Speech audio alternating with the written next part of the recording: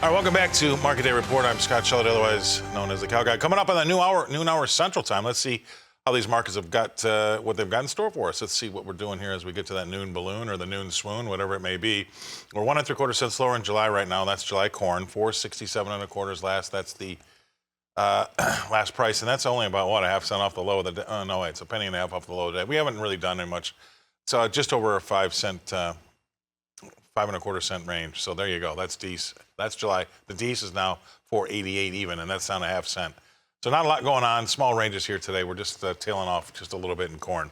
Go over to the soybeans. What's happening there? Well, I can tell you that it's a little bit mixed. We got a July board down 3 ticks or 3/4 of a cent to 1248. It's about 8 cents off the low and 8 cents from the highs, right? So that's right in the middle of that range. And we've got the Novi new crop. That's the one making a move. That's 8.5 cents higher to 1228 1/4. And that's only about just 2 1/4 cents off the high of the day out there. And we've had an 18-cent range. So there you go. That's soybeans. Let's move over to the Chicago wheat market. We got a July board that's down 6 cents to 642 3/4. Give back some of the real estate we've gained as of late. That's about 6 3/4 cents off the low of the day. And I'm going to say about 11 cents from the high. All right. So that'll give you an idea where we sit. The D sets down 4 1/4 cents to 689, 8 cents from the low. And about, 8 cents from the high. That's right smack dab in the middle of that range, too. That's Chicago wheat. Let's go to the hard red in Kansas City and see what that's got for us. That's got a 10-cent loss in the July, down 10 1/4 actually to 665. And that's in the middle of that range. We're about, let's say about 10 1/4 cents off the low of the day and 13 3/4 cents off the high. All right, so that'll give you an idea where we sit. Deese is off 8 3/4 cents, now 9 1/4 cents, just updated to 696 3/4. From the hard red, we go to the spring wheat in Minneapolis. That's down 8 cents in that July contract. 717 1/2 is last there, about 9 1/2 cents off the high and about 7 cents off the low. Moving right along to the Deese, that's down 7 cents to 735 3/4. And that's the spring wheat Deese in Minneapolis. Finally, let's go to the cotton. Cotton market's a little higher. We've given back some of the gains, though. 86 points higher in that July contract to 77.92. We're 102 points higher in the D's to 76.33. Let's bring our next guest analyst in, and that's Mr. Tommy Grisafi. He's with Advanced Trading in Valparaiso, Indiana. Thanks, Tommy, for taking the time. What are your thoughts here today? As a broker, a commodity broker, we love volatility. That's very selfish, but we don't make money unless markets are moving. That's right out of Duke and Duke, I mean, if the markets just stay the same, these puts we buy, they don't move, and the farmer feels robbed. In this case, I can explain, hey, we bought you a put, you lost 12 cents, corn rallied 50 cents, sell the corn. Beans rallied $1, sell the beans. So we sell insurance, Scotty, and if no one ever has a claim, you wouldn't buy the insurance. Is that correct? Yeah, but no one's ever been really upset about their fire insurance not paying off on their house either. No, I mean, look at the folks in thoughts and prayers to all those people in Oklahoma. You never know when a bad storm's going to hit you. And in this case, it was physical, Mother Nature being large and in charge. In the markets, you don't know. We got geopolitical risk. We got Mother Nature. We Yep. got all types of things. We're about 185 days away from an election. We have inflation. I think you covered that one time on Cow Guy Close, maybe twice. I don't know. Yeah. It's not going away. I can tell you that. So the farmer has some headwinds, but this is really awesome to see this rally.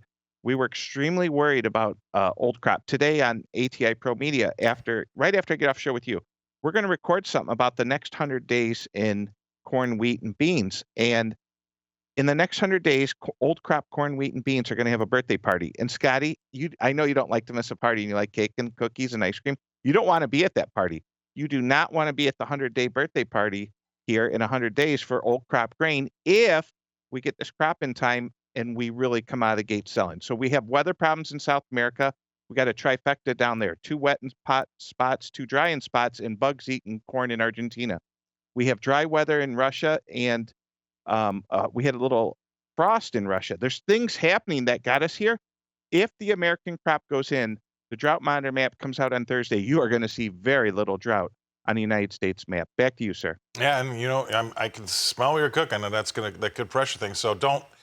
I guess you're saying to the producers, don't let this go by without doing something, right? Yeah, and to real quick bit of advice, if you're scared to hedge 24, I understand hedge 25. So if you're scared to sell 24, get a little bit of 25 sold. When you look at D's 24, D's 25, D's 26, D's 27, they are all in the 4s and just starting to hit a 5. If you're a perma bull and you have a different, scenario, but I can't draw that perma bull story for 4 years. I think over time, the American farmer, the world farmer is going to overproduce grain. They've done it 100% of the time. Back to you, sir. All righty, great stuff as usual. Thank you very much for that content. Stay right there, though. We're going to go away. We're going to pay some bills. We're going to go back and talk more with Tommy Grisafi. He's with Advanced Trading, good friend of this show. We'll be right back after this. All right, welcome back. This time we talk about some livestock. Let's bring those things up. I've got a live cattle board that was right in front of us. You can take a look. We're about $1.50 higher across the board. June's up $1.35 though. 178.30 is last there, and that's about what 67 cents off the high of the day. We've had a decent range, all right, over just over $1.40, $1.50. So that's what's happening in live cattle there. Dees live cattle, $1.47 higher to 183.62. And that's about, 35 cents off the high of the day there. From live cattle, we go to feeders, and feeders were higher, too, the last time we checked. They still are about $2.35 higher in the August. 255.22 is last there, 60 cents off the high of the day. And we've had about a $2.50 range, so that's legit, isn't it? November's up $2.22 to 255.97, and that's slipped off the highs by about 52 cents. So that's feeder cattle.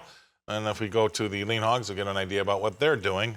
Lean hogs are going to be slightly better, not very much, just limping out of the gate, but to the upside. 15 cents higher in June.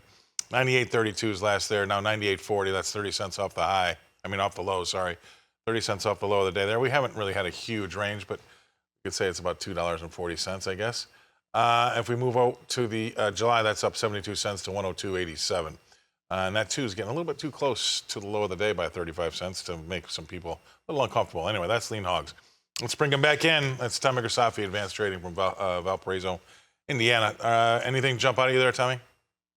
No, I want to be fully transparent. I do not have any hog clients. I give all those to my friend Tony Dunker. She's a broker here in Quincy, Illinois. She has Hog College and all this other stuff she does. She's amazing.